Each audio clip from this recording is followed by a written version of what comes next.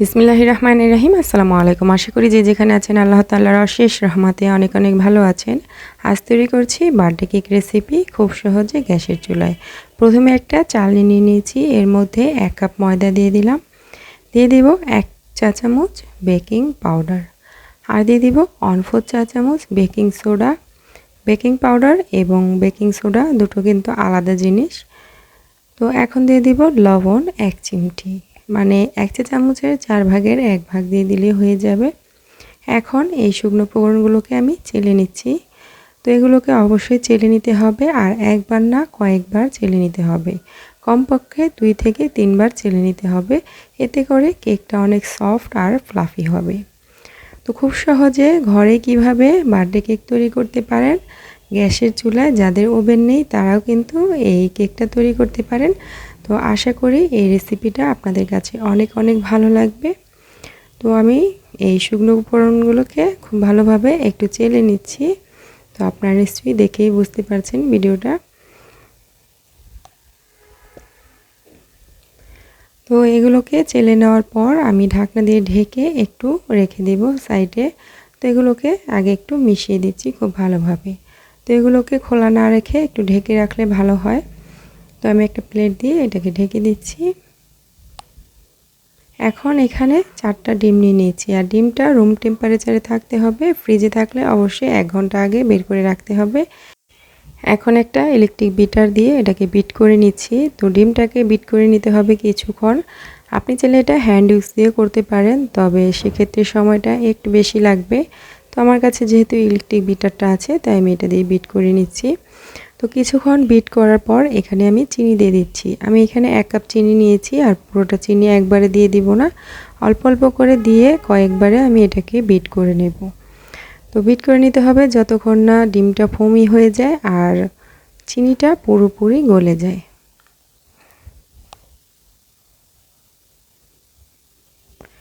তো আমি কয়েকবারে কিন্তু চিনিটা দিয়ে তারপরে বিট করে নিয়েছি। দেখতেই পাচ্ছেন আমার ডিমের ম্যারানটা তৈরি হয়ে গেছে। এটা একটা ফোমি ফোমি ভাব বা ক্রিমি ভাব চলে এসেছে, আর চিনিটাও পুরোপুরি গলে গেছে। তো এই পর্যায়ে আমি বিটারটাকে একটু বন্ধ করে দিয়েছি, আর স্প্যাচুলাটা দিয়ে আমি বাটির সাইড থেকে একটুখানি নামিয়ে দিচ্ছি। এখন এর মধ্যে দিয়ে দিব তেল। আমি এখানে রান্নার রেগুলার তেল ব্যবহার করেছি 3 টেবিল চামচ পরিমাণে। তো আপনি চাইলে এখানে তেলের পরিবর্তে বাটার দিতে পারেন। তো স্পঞ্জ কেকের মধ্যে কিন্তু তেলের পরিমাণটা খুবই কম লাগে, অথবা না দিলেও সমস্যা হয় না।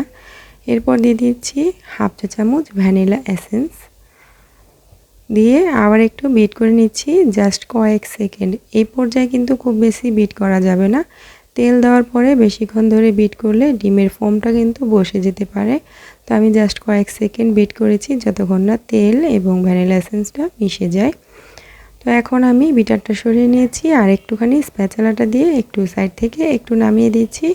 এখন এর মধ্যে যে শুকনো উপকরণগুলোকে চেলে রেখেছি সেটাকে অল্প অল্প করে দিয়ে আমি হালকা হাতে একটু স্প্যাচুলাটা দিয়ে মিশিয়ে নিচ্ছি। অবশ্যই এই কাজটা হালকা হাতে করতে হবে, খুব বেশি জোরে জোরে এটাকে করা যাবে না, তাহলে কিন্তু ডিমের ফর্মটা বসে যাবে আর কেকটা ফ্লাফি হবে না বা কেকটা ফুলবে না, সফট হবে না। তো অবশ্যই এই কাজটা একটু ধৈর্য সহকারে করতে হবে। অল্প অল্প করে নিয়ে আমি একদিকে ঘুরিয়ে ঘুরিয়ে এটাকে মিশিয়ে নিচ্ছি। তো কিছুটা শুকনো উপকরণ দিয়ে গুলে নেওয়ার পর আমি এর মধ্যে অল্প একটু দুধ অ্যাড করে দিব। এখানে আমি 2 টেবিল চামচ পরিমাণে লিকুইড দুধ ব্যবহার করছি।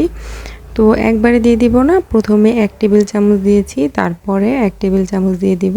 তো আপনাদের একটু কম বেশি লাগতে পারে এখানে ডিমের সাইজটা বুঝে। ডিমের সাইজটা যদি ছোট হয় তাহলে একটু বেশি লাগতে পারে, আর ডিমের সাইজটা বড় হলে একটু কম লাগতে পারে অথবা নাও লাগতে পারে। তো সেটা বুঝে আপনারা এখানে অ্যাড করবেন দুধটাকে। তো এটাকে আমি আস্তে আস্তে করে মিশিয়ে নিচ্ছি। তো সবটুকু ব্যাটার আমি শুকনো উপকরণ দিয়ে ব্যাটারটা গুলে নিয়েছি, আর এর ঘনত্বটা কেমন হয়েছে সেটা আপনাদেরকে দেখিয়ে দিচ্ছি। তো দেখতেই পাচ্ছেন আমার ব্যাটারটা একদম পারফেক্ট আছে। তো তো এটাকে আর খুব বেশি নাড়াচাড়া করার দরকার নেই, আমি জাস্ট একটুখানি স্প্যাচুলাটা দিয়ে আপনাদেরকে দেখিয়ে দিয়েছি। এখন যে বাটিতে আমি সেট করব সেই বাটিটার মধ্যে আগে থেকেই নিচে একটা কাগজ দিয়ে আমি অয়েল ব্রাশ করে দিয়েছি। সাইডে অয়েল দেওয়ার কোনো দরকার নেই, তাহলে কেকটা কিন্তু সাইড থেকে ছেড়ে আসবে। তো আমি জাস্ট নিচে একটুখানি তেল ব্রাশ করে নিয়েছি আর একটা সাদা কাগজ দিয়ে এর মধ্যে আমি কেকের ব্যাটারটা ঢেলে দিয়েছি সবটুকু। এখন একটা টুথপিক নিয়েছি, নিয়ে আমি একটুখানি এইভাবে করে টুথপিকটা দিয়ে ব্যাটারটাকে একটুখানি নেড়ে চেড়ে দিচ্ছি, যাতে করে এর ভেতরে বড় কোনো বাবলস থাকলে সেটা বের হয়ে যায়। এখন একটু ট্যাপ করে দিচ্ছি। তো এখন আমি চলে এলাম, চুলায় একটা হাঁড়ি বসিয়ে দিয়েছি, এর মধ্যে একটা স্ট্যান্ডার বসিয়ে দিয়েছি। তো স্ট্যান্ডটা দেওয়ার পরে আমি ঢাকনা দিয়ে ঢেকে দেব আর 5 মিনিট এটাকে গরম করে নেব হাঁড়িটাকে। তো ফিরে আসছি 5 মিনিট পর। 5 মিনিট গরম করে নিয়েছি, এখন ঢাকনাটা সরিয়ে নিচ্ছি আর এর মধ্যে আমি কেকের ব্যাটারটা দিয়ে দিব, কেকের যে বাটিটা সেটাকে দিয়ে দিব। তো আমার কেকটা কিন্তু বেশ বড়, তো এটা একটু হতে সময় লাগবে। তো এখন আমি ঢাকনা দিয়ে ঢেকে 45 থেকে 50 মিনিট বেক করে নেব। আর চুলার আঁচটাকে অবশ্যই মিডিয়াম টু লোতে রাখতে হবে, মানে লোর থেকে একটু বেশি, মিডিয়ামের থেকে একটু কম। তো আমি 50 মিনিট বেক করে নিয়েছি আর এখন ঢাকনাটা তুলে নিয়েছি আর একটা কাঠি দিয়ে আমি চেক করে নিচ্ছি। টুথপিকটা দিয়ে উঠালে যখন দেখতে পারবেন যেটা ক্লিন এসেছে তখন বুঝতে হবে কেকটা হয়ে গেছে। তো আমার কেকটা কিন্তু হয়ে গেছে। তো আপনাদের সময় একটু কম বেশি লাগতে পারে, তো 50 মিনিট পর চেক করে নেবেন। তো আমি এটাকে নামিয়ে ঠান্ডা করে নিয়েছি, একদম পুরোপুরি ঠান্ডা করে নিতে হবে কেকটাকে। ঠান্ডা করার পর একটা ছুরি দিয়ে সাইড থেকে একটু ছাড়িয়ে দিয়েছি। এখন এটাকে আমি মোল্ড আউট করে নিয়েছি আর দেখতেই পাচ্ছেন কেকটা কত সুন্দর আর সফট হয়েছে। এই কেকটা কিন্তু একদম পারফেক্ট হয়েছে। ওভেন ছাড়াও কিন্তু গ্যাসের চুলায় এরকম সুন্দর স্পঞ্জ কেক তৈরি করা যায়। আর এই কেকটা দিয়ে আপনারা অনায়াসেই বার্থডে কেক যে কোনো ডিজাইনের ডেকোরেশন করতে পারেন।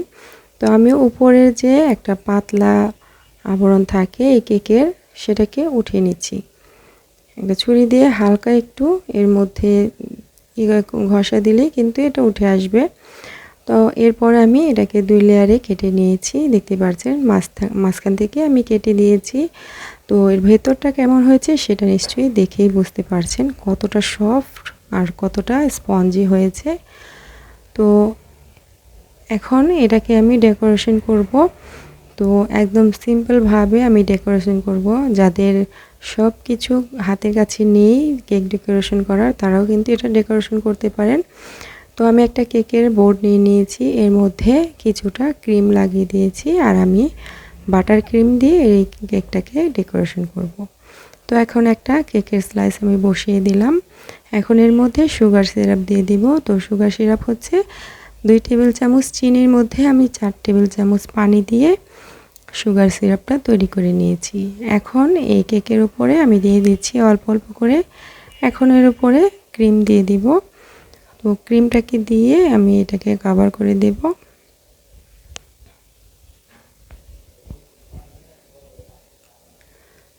তো ক্রিমটা লাগিয়ে নিয়েছি, এখন আমি একটা ছুরি দিয়ে এই উপরটাকে সমান করে দেব।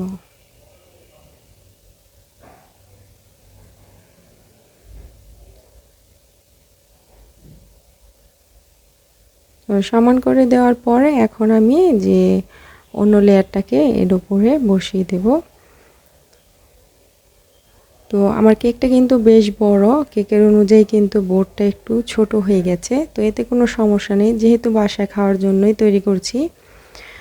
তো এখন এর উপরেও আমি দিয়ে দিচ্ছি সুগার সিরাপ। তো সুগার সিরাপটা কিন্তু অবশ্যই দিতে হবে, তাহলে কিন্তু কেকটা সফট হবে না, একদম ভেতরটা ড্রাই মনে হবে।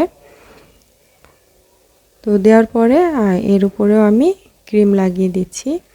তো ক্রিমটাকে চাইলে আপনি ছুরি দিয়েও লাগাতে পারেন। তো আমি এখানে একটা নজল দিয়ে পাইপিং ব্যাগে ভরে তারপরে দিয়ে দিচ্ছি। তো প্রথমে হালকা একটু ক্রিম দিয়ে আমি এটাকে কভার করে দেব, দিয়ে কিছুক্ষণ আমি নর্মাল ফ্রিজে রেখে দিব, এতে করে এটা সেট হয়ে যাবে। এর উপরে যখন আমি ফিনিশিং দেব তখন কিন্তু কেকের গুঁড়িটা উঠে আসবে না। তো তো জাস্ট আমি একটু হালকা একটু চার সাইড থেকে উপরে একটুখানি কেকের ক্রিমটা দিয়ে আমি কিছুক্ষণ রেখে দিয়েছিলাম নর্মাল ফ্রিজে 10 মিনিটের মতো, 10 থেকে 15 মিনিট বা আধা ঘন্টা রেখে দিতে পারেন। এরপর বের করে আমি একটু ফিনিশিং নিয়ে আসছি।